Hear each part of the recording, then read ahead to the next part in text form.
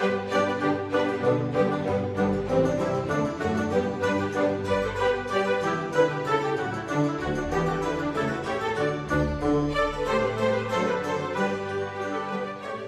welcome back, watch people. Now I've got a really rare treat for you today.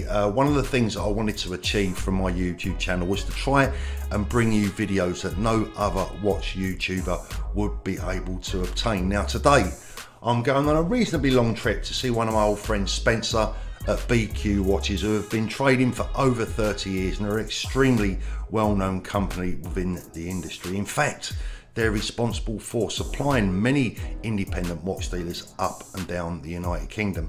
Now, Spencer and his team are what I would call proper old school watch dealers. No fuss, no dramas, they do what they say and they pay on the day. And that's one of the reasons that I've always been happy to be associated with Spencer and his team. Now, BQ Watches have kindly given me exclusive permission to go over there today, have a word with some of their staff and have a look at how the operation works. I'm going to take you guys along with me. I'm going to go and get changed, get my glad rags on and get myself on the motorway.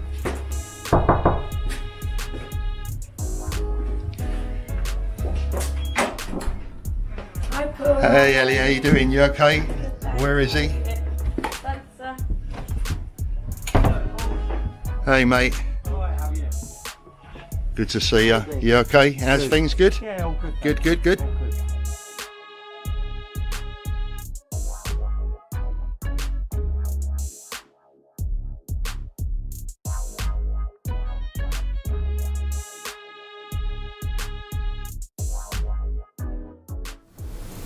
So we're behind the scenes at BQ Watches. I'm with the owner, Spencer. Spencer, thank you so much for inviting me along today. It's a real pleasure to see you. First of all, how's things with you? Yeah, all good. Yeah. Busy? We've got a lot of regular customers who are always asking us everything regarding watches. They're keeping you on buying, your toes. selling, absolutely.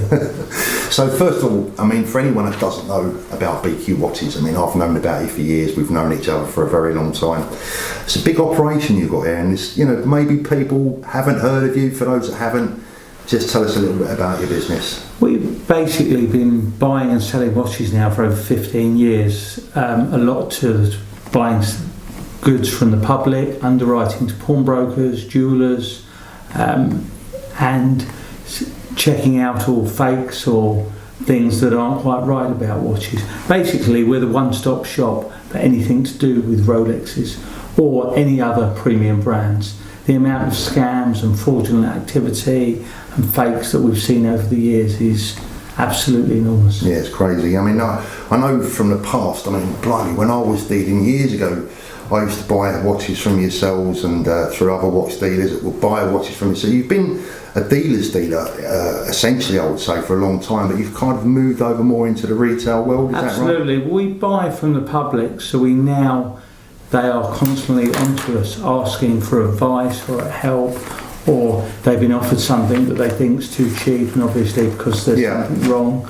We've over the years helped Flying Squad. We're very, very strong with the watch register. Every watch from us is checked on the lost and stolen, and we're often asked by them to check over watches that's come into their possession.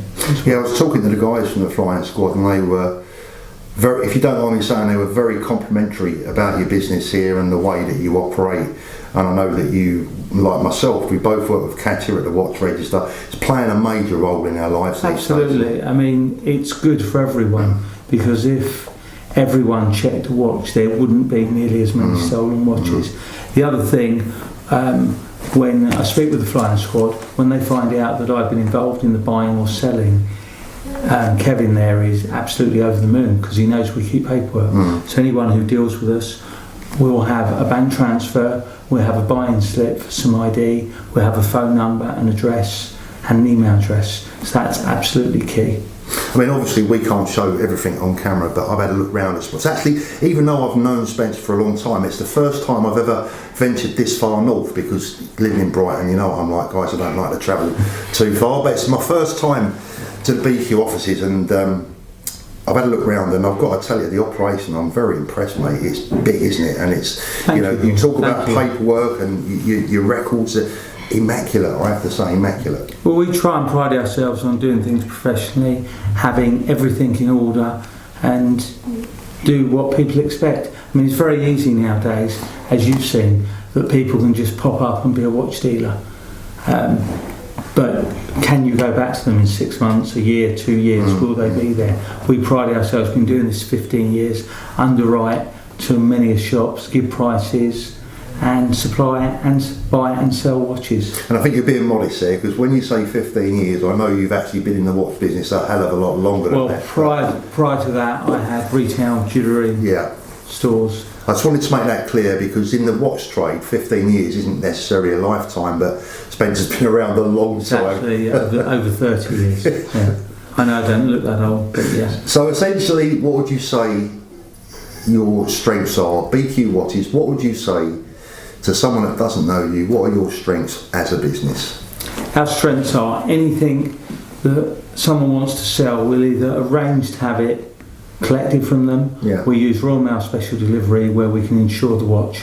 So we will pay for the postage to come into us, and if a deal isn't done, we will return it to you at no charge. There's absolutely no cost to anyone who wants to sell a watch. We'll give an email with an initial indication of what we'll pay.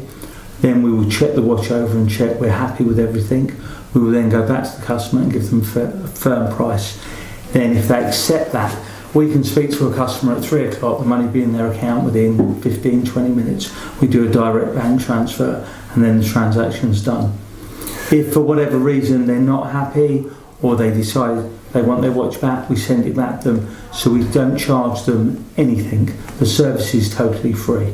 And under certain circumstances, they can come and visit you as well if they want. They're always welcome to come in, have a tea, have a coffee. So taking it right from the start, Spencer, because I'm intrigued with this, because I know that you've had shops. My last business was a shop, and a lot of people used to come into me. But take me right from the very beginning. So someone sees one of your ads, maybe they pick up one of your watch packs or whatever.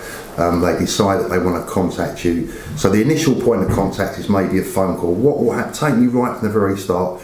They ring you up, you send them out a watch pack, and then take them from there. So they may go on one of our websites or respond on email or website. They send in a picture and an indication of what they've got with their watch. We then give them a price. We do speak to people on the phone. If someone doesn't want to, or they're at work, they can email us, we send them a watch pack. If they receive the watch pack on a Monday morning, they then go to the post office and can post the watch to us. Like you say, they're welcome to come into the office by appointment only. And this is all insured? They're all fully insured, to whatever level their watch is. Yeah. So we've seen the watch, we send them a watch pack, they then post it in to us. We would then guaranteed the following day by 9:30 to get our post. We would then check their watch over. Takes 2 to 3 hours time we get through all of our posts. By 12:30, 1 o'clock, we'd be on the phone to them and give them a price of what we'd offer them for the watch. If they then go ahead, we then do a bank transfer to them of their money. Some people still like to have paper check. If they want that, we can do that. And that's the transaction done. We don't take a week to respond, 2 weeks to pay. That's key, isn't it? Yeah. That's key. That's the thing where we feel, we ask our customers for FIFO feedback, which we can provide them of what customers have said about us. But we try and do what it says on the tin. Okay. So can you insure basically pretty much any value? Because I know you have your own special system of insurance. We use Royal Mail special delivery. The packages can be insured according to the level of the watch. Yeah. Or we can arrange to have it collected, or they could come in and see us. Okay. Now, for me at least, I mean, I've been out of the business now for just over a year. Time flies, but even in the short space of time that I've been out of the business, the watch industry's changed for me. From what I see, from the feedback I get from my dealer friends, many of whom I've obviously we have in common. What do you feel about the watch business in 2020 as we come into the new year?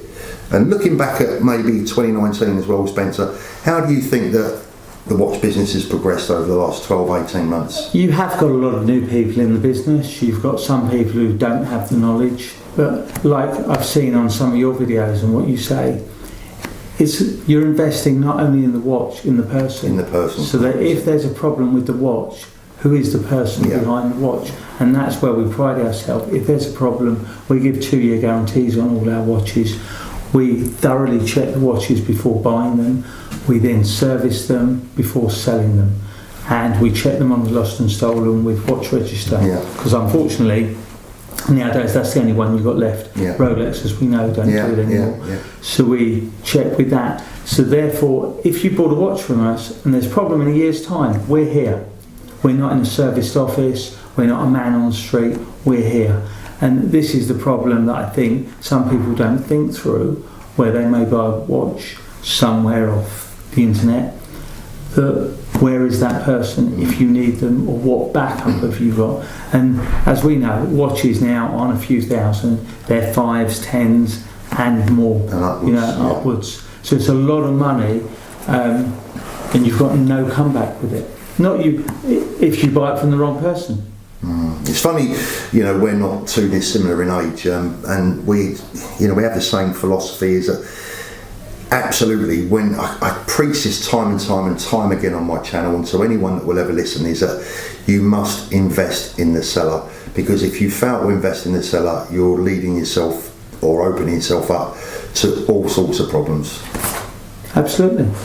But when we buy a watch, we check it. My watchmaker has a look. We check the movement. We check the case. We check it on lost and stolen.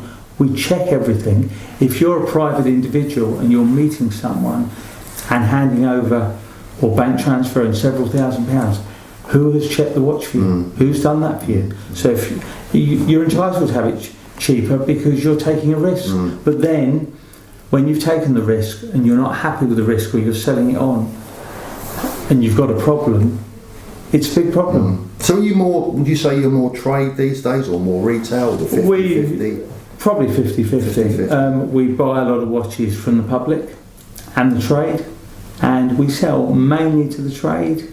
Something I want to ask you, a little bit more light-hearted. One of the things that everyone enjoys about my channel are some of the stories that I tell. And I know I mentioned to this earlier, I'll be honest, I did give him a bit of a heads up. I was going to ask him this question. Give us a story, give us a watch dealer's story. Someone came into me with a Paul Newman, which at the time was £50,000, which was an obscene amount of money. This is when Daytonas were at £5,000-6,000. Yeah. So we bought the watch, we sold it for a small profit. I think we sold it on at the time £55,000, because you couldn't afford to leave £50,000 tied up in the watch. It was a huge amount of money. So we sold the watch, and someone I knew who was a fellow watch dealer who had bought that, who bought it from me and had sold it on, it probably changed several hands. And he came up to me about 2 years ago and said, "Do you know that watch that I bought from you? Do you know what one has recently sold in auction?"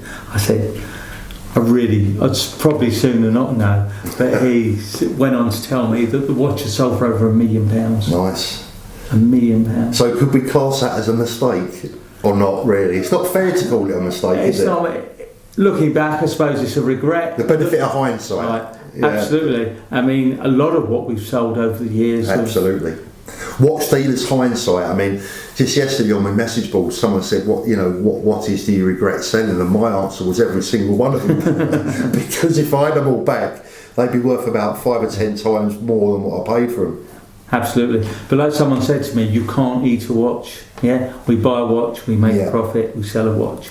So on average, Spencer, what would you say? I mean, you don't have to answer this, but how many watches do you think you buy a week? Buying in, just literally buying?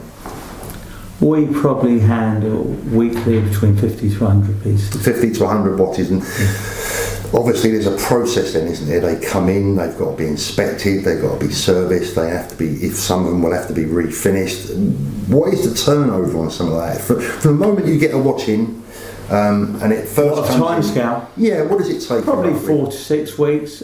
Some can be quicker if they don't need much. I mean, our preferred is where we buy a watch in very good condition, and just pretty much ready to go. And for those we'll pay more. But when you're buying Datejust and Submariners from early 90s that are getting on, I mean, even an early 90s watch, we don't consider that old now. It's 30 years old. They always need something. Glass, regulator, polish. What's your take on there's been a lot of talk about the Rolex bubble and prices. I mean, what is your take? Because listen, like just like me, it wasn't long ago that we was buying pretty much anything other than maybe still Daytonas. You know, I was getting authorised dealer reps into me from Italy, Greece, Spain, you know, and I'm buying steel and gold subs with 25% off list. Not that long ago, is it? So what's your take on what's happening with prices today? And more importantly, Spencer, do you think it's going to last, or how do you think it's going to pan out? I know it's a tough one for a watch dealer, but it's a sort of question that the viewers will appreciate. I think, just looking back, not much has gone down. And at times when there's been pieces that we think, how can that keep going? I mean, when Daytonas were 7 and 8,000 and 10,000, we thought that was huge. The new Daytona came out. When I first saw them, 13, 14,000, everyone goes, I'll wait for them to come down. I think they then moved on to sort of 17, 18,000. We saw them break 20. People have, even in the trade, were 20, 22,000 whites and blacks. Now they seem to have come just below 20,000 at the moment. I mean, it changes on a daily basis, but that's the sort of money they are. I just don't know. It's a huge risk of a watch that retails at 9,000. That if suddenly Rolex released the floodgates and a load of Daytonas came in the market, they must fall. Is it ever going to happen though? I mean, I always preach this, is that when we look at Rolex in particular, and probably most manufacturers, but Rolex in particular, I always take my lessons from history. And I can't remember the last time Rolex opened a Daytona floodgate. No. So I don't really see that happening in the future. No. It's a lot of money for, like you say, a stainless steel watch. You know, retails for under 10 grand or just over now, is it, after the price increase? I don't ever see them suddenly going, well, look, there you go, anyone that wants one can have a Daytona. It's just not going to be, is it? Yeah. No, you're probably right. I like the question you mentioned on your YouTube channel, where you said that you could go and order a watch, pay your money, and within 12 months you get the watch. That would be far better. As we know, they held back the cards, which has been deemed illegal, so everyone gets the cards, which I thought was totally crazy. Crazy. But unfortunately, we don't seem to get the opportunity to speak with them. We don't actually exist, you know, watch dealers. But if someone wants a Daytona or a GMT or a Pepsi or a Submariner within the 12-month period, they've got to go and pay for it, and they've got to pay a little bit over list. But I totally agree, like a car, put your money down, pay for it, get it within 12 months. Everyone knows you're serious then, don't they? And the flippers are not going to want to lay out, you know, 40, 50, 60,000 pounds to order, you know, 4, 5, 6 watches. They're not going to want to do that. They wouldn't want to do that, but if they were to do it, a Daytona at 10,000 might sell for a 5-10% premium, which fair enough. And I think some people who want one tomorrow say, okay, I don't want to wait a year, I'll pay 500, 1,000. Without making it all sensible. But going back, like you were saying, to years ago, we were giving 20-25% off gold Rolexes. Subs, we were getting 14% and giving away 10% discount, and everyone was happy. I mean, but then we were the good guys. You see, people call us grey dealers. When we were giving people discounts off a brand new Rolex, we were the good guys. Now we have to ask over list. We're the bad guys, but it's not actually. I'm always trying to tell people this. It's not the grey dealers as such. That these big prices are not originating from the grey dealers. They're originating from the first eyes-on purchaser, the person that gets it from the AD, and they are instantly. I mean, if you don't mind, we was talking earlier on, and you mentioned about the price of I think it was a B&R, and you know how much profit the private individual is expecting personally after just simply going to buy the watch, and then how much you can make on that watch afterwards. The difference is phenomenal, isn't it? Absolutely. We're just going back to those. We're all often criticised that we're the people making big money. They think when we sell a Daytona at 18,000, we're paying 10, and we're the people being greedy. What they don't realise is most people who deal in watches, like yourself, like me, I've never ever got a watch at list or had any relationship with any of the shops. So we are paying, like you mentioned earlier, the Batgirl on the Jubilee. I had someone who The best I could buy it for was 12,150, and I had a customer at 12,500. So I've made £350 on the watch. The person buying it wouldn't let it go at 12 because he wanted to make 5,000, and his cost was 7,150. That's why he wanted the extra one. So he wanted 12,150. Yeah. So, like you say, we're making a modest amount of money, £350, and we're here and guaranteeing the watch. Whereas it's the person who goes to the AD, who is the person who has got that relationship. Yeah. And because they bought a few watches, they keep getting offered these watches. And again, another idea maybe with some of these ADs, that why does someone need one or two, one still watch? They shouldn't let them keep buying the watches. So the people who are flipping them are their regular customers. But years ago, people spoke about them having a database of what people are holding. Another great idea, I feel, would be to have a logbook of a watch. Absolutely, 100%. Well, watches are most watches are more money than cars. Yeah. You could have a 2-3 grand car that's on a V5 and you track it. So much the same. Register a watch.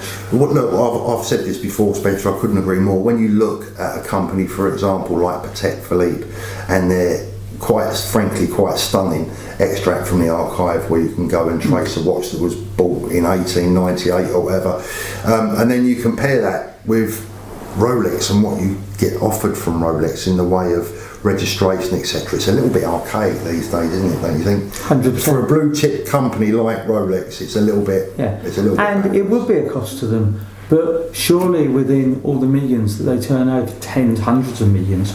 I mean, if you go into certain luxury stores, I've been with my wife, a Gucci bag, they take your name, address and email the receipt to you. Yeah. They want your data. Yeah. They want to know for marketing purposes. So Rolex, again, as a business, should want to know who's got what watch. And it would be great to track a watch or have a logbook. Then you could see how many owners. So that would be their way, rather than holding back the card or not letting people, that would be their way of seeing, like a car logbook shows the miles, you have the MOT. Yeah. So if a watch has changed hands 10 times, or you see someone's name keep popping up on watches, you know. Yeah, exactly. I actually did a video the other day, I don't know if you've seen it yet, but it's about an app. I think Rolex now need to come into the 21st century. When you buy a watch, you're given a code into the official Rolex app, which can be used as well for checks on the lost and stolen register. And I want to talk to you a little bit about that, because one of the reasons that Spencer and I, we speak quite a lot, and one of the reasons that we have such a good relationship is we've both got a bit of a bee in our bonnet about watch crime. And I know, we both feel the same way about it, because we've seen the victims and what it can do. We won't go into that. But what do you think about Rolex's lack of assistance with the general public and taking away the lost and stolen register from us? What do you make of it? It's crazy. I know it's a difficult question, but I'd love to have the answer. Going back to years ago, you used to be able to phone, a pawnbroker could check, or someone's loaning money, the status of the watch to know that it's got a clean bill of health, like you would with the car. Like HPI. HPI is £25. Yeah. So they could very easily do, like say, an app, or even their old-fashioned system. They could charge people £10, £20. We're all paying different amounts. Watch register £3-5 for a check. But it would be far better if the manufacturers were on it or fed in more information. But the fact that they used to do it and now don't, it doesn't make sense. What was their motive, do you think? What's your own personal opinion? I've got mine and I've made it public, but I'd like to know what yours is. Just couldn't be bothered, possibly. Just basically, I mean, there's no reason. Watches now are minimum £5,000 from Rolex. As we've said, cars are 2,000-3,000. Registered HPI, a logbook. What they could so easily do it. Even it could be a whole division, and it would make money. It would definitely make money. But it would give more respect to the brand. But all the handbag brands now take details. Chanel bags, they all have serial numbers inside, and you register them. Not so much register, you go on their database. And you're there. You're there. Yeah. I mean, I've made my thoughts on the lost and stolen register well known in the past, but my take on it is I just think that Rolex wanted to try and drive as many potential Rolex owners out of the pre-owned dealers and into the authorised dealers, because look, let's make no mistake, Rolex are in the business of two things. They're in the business of selling new watches and servicing old ones, and I just feel that it was a disservice to the brand's followers to take that lost and stolen register away. I'm campaigning right now to try and get Rolex to reintroduce that. But tell us a little bit more about your work with Katya at the watch register as well, because I know that's important to you. We've both been working with them. Where do you see the future there? Do you think there's a chance that one day something could be done with the watch manufacturers? It's all we've got. So as long as the more traffic that's driven to it, whenever someone tells me they've had a loss or they've lost a watch, had a watch stolen, I say, give me the details, I forward it to Katya. She's building a database, they're doing a great job, and it's all the information they get fed. They're only as good as what they get fed, so the more we talk about it, the more we pass the information on. But it would have been, I mean, just going back to your comment on Rolex, so they want to service old watches, sell new watches. They can do more than they do. Yeah. So if you've lost a watch and you went to the Rolex store and said, my watch got, they say, oh, I'm really sorry. But if they kept the model, the serial number, put on a database, they'd be helping you about it. Yeah. They could do more. And it takes their own brand forward, doesn't it? Well, they could register the amount of owners with it. But if someone has lost their watch and it was stolen with the papers and they haven't got the model or serial number or anything, they could hold that information for you. A bit like key holding companies or people, if you lose your credit cards, you give all the information, so when you lose your wallet, you phone them and they deal with everything. So Rolex have sold you a watch and are not interested in tracking or trying to help you that you're a victim of crime. So absolutely they can do more. Watch register, the way forward, is the best thing we've got at the moment, and I'm hoping it will continue and more people get their watches back. I mean, we buy thousands of credits every year and we phone every watch through, from a £300 tag to a £20,000-30,000 Rolex or a Patek. Everything is checked. And what I make clear as well, I would check it. It doesn't matter who the person is. If it was my brother, an aunt, uncle, exactly, or another watch dealer, you never know the history. Well, you don't know, and we have had some embarrassing situations where something has been claimed on in a robbery in a shop, and then they found it. So it was logged as being lost or stolen, and then they found it in the store. Haven't bothered to clear it. And we phoned up and said, well, it's on lost. So this does happen. Let's move away from Rolex just for a minute, because I often get accused of being too Rolex focused. So what would you say? I mean, obviously Rolex is going to be your number one selling watch. That goes without question, that you buy and sell, I would imagine. What would you say is second behind Rolex these days? What do you like to buy? Cartiers, Omegas are great watches and reasonably priced, but a good strong watch. Breitlings, any timepiece really, anything from sort of a tag upwards.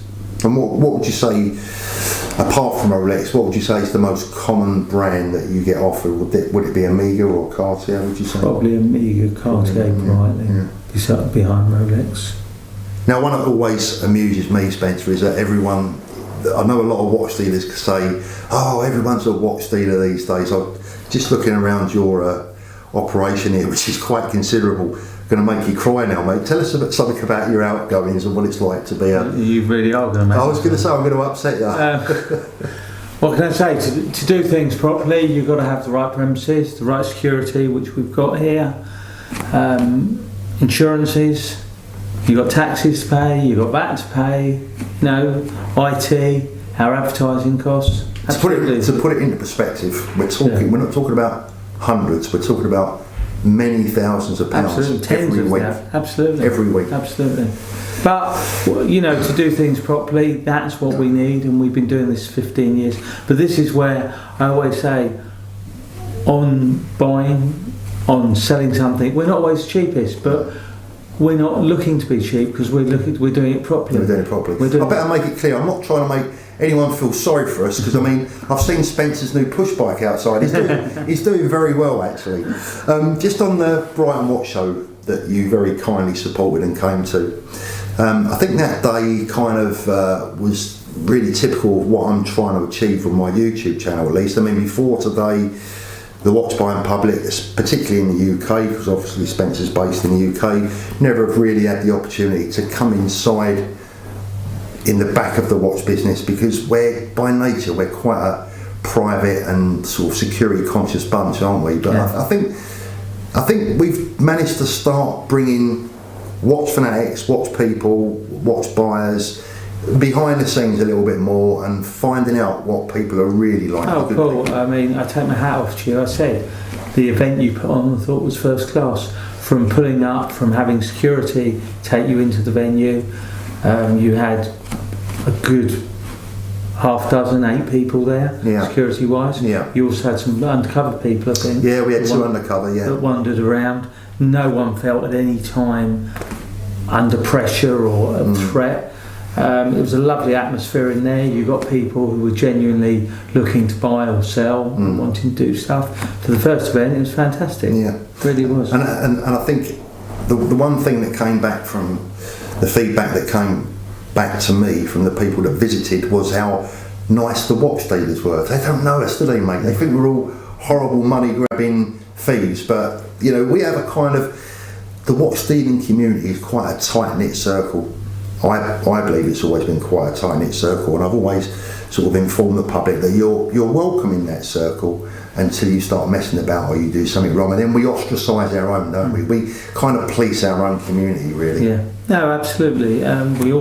Security is very important. We don't want to be taken for a ride, and again, I've never of paying people and honesty, or that's what we pride ourselves on. Yeah, exactly. It's vital, isn't it? Yeah. Well, look, Spencer, it's been absolutely wonderful coming to me today, and if it's okay with you, I'm sure that our viewers would actually like to see more of your operation in the future. Maybe I'll come back and we'll film some, we'll get you to get some watches in here so that we can get some watches filmed. But I'm going to leave it today with a question. What's the most expensive watch that you've ever sold? I'm interested. Okay, wow. Going back over the years, the dearest one that I've sold was a Patek, which was about... How much was that? 250,000. 250,000 UK pounds. That's quite considerable, isn't it? Yeah. There's some watch dealers out there that would say that's cheap. I mean, there's some of these dealers in the UAE. Yeah.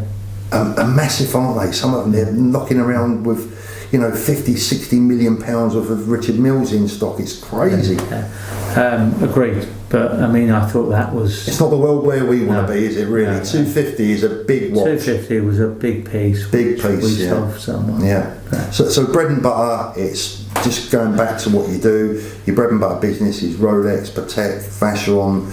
Do you have Vacheron? Many Vacherons in? A few Vacherons, Breitling, Omega, Chanel, Panerai, all the mainstream. Probably our core market is probably 5 to 15,000. That sort of price band. Well, I hope you've enjoyed that, everyone watching out there. And I'll say once again, I'm going to thank Spencer from the bottom of my heart for allowing me to come over today. Can't wait to do it again, Spencer. Thanks ever so much, and we'll speak again soon. Thank you. You take care, mate. Thank you. Thank you.